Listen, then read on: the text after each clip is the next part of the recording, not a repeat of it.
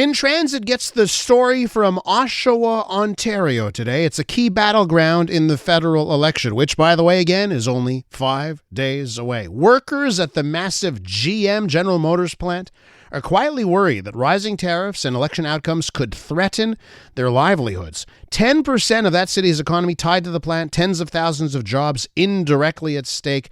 The auto industry has become a major issue in the federal campaign. But could these workers be the key in steering the election outcome if indeed it does come down to Ontario? Let's go to our colleague Étienne Fortin-Gauthier from Noovo. He covers politics and society over there. Étienne, welcome back to the program. Hey, good morning, Elias. You always get the plush assignments there to go out there and visit other parts of North America for Noovo. So tell me what you found in Oshawa. I found a lot of anxiety. So I met with a lot of workers, auto workers there in Oshawa, and I could feel the anxiety everywhere in the city. In that city, as you said, it's 10% of the economy. Depends on the GM plant where they build trucks. They build the GMC Silverado. And there's about 3,000 employees working there, but there are tens of thousands of jobs that depends on this factory in the city. And right now it's a city with 10% of unemployment. So they fear the future with the tariffs, with the threats of Donald Trump. And I could feel that it was this election for them. It's a very big event because they feel their future is at play, their life, their job.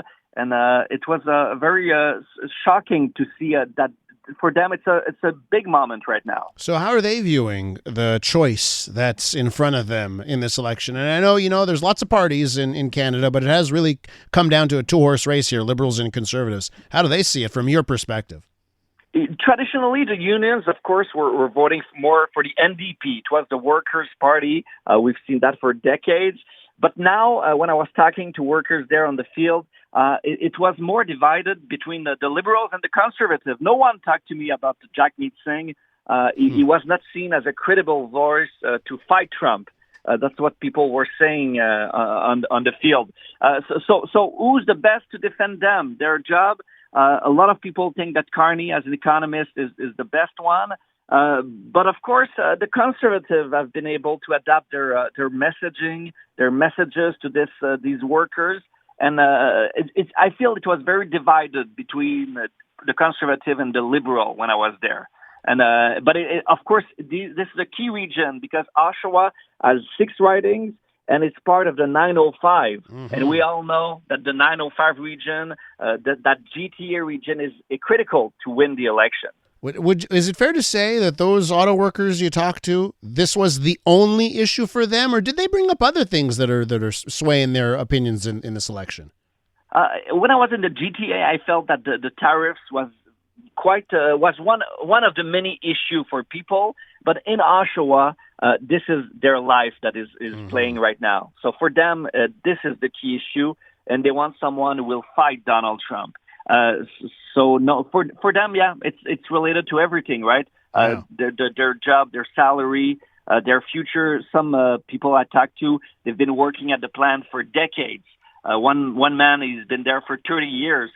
And for the first time, he feels that now his life is in a critical moment, and he could lose his job and lose a lot in this fight between Canada and the U.S. We're with Étienne Fortin-Gauthier. He's from Noovo, covers politics and society over at Noovo. Recently spent some time in Oshawa, Ontario, talking to auto employees in that very key part of this federal election. Let me ask you, Étienne, if any of the workers had things to say about bad decisions made by the companies they work for, right? Because it's not lost on me. One of the shutdowns that we saw of late, it's not in Oshawa, but another GM plant that was making the Bright Drop trucks, right? And exactly yeah. right. And then Stellantis as well recently had a shutdown for a couple of weeks. But in both of those cases, it was bad decisions from the companies making products that people aren't buying. But you're right. Right? So, you're right. So yeah. I want to know if you heard anything on that and if there's any concern about bad decisions that have been made in the industry. Actually, I talked to unions there, and they're very critical of these companies. They feel that they're not protecting them, that they're just using them in some ways. They say that they're just moving where the best money is, where they can make money, and they're not attached to their employees.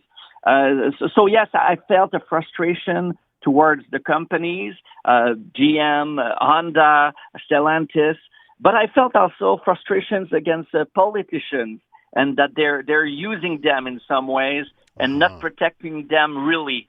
They want their vote, but they feel that after the election, both parties, they're not sure they will do anything to save them.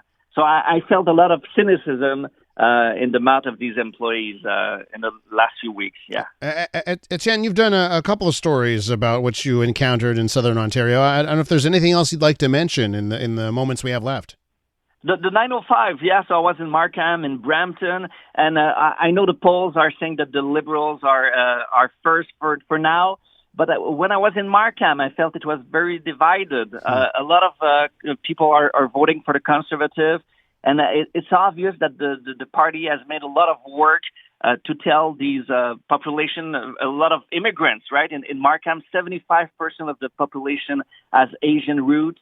And they've made a lot of work to try to convince them to vote for them, and that they have similar values to the Conservative Party. So there's a lot of at play, and then it's not done. It's not done yet. We could have some surprises in the 905 in the next few days. It's such an interesting way to end with you, Étienne. I'm going to leave it there because now you have us in suspense for the next 5 days. I love it. Absolutely. Étienne, always.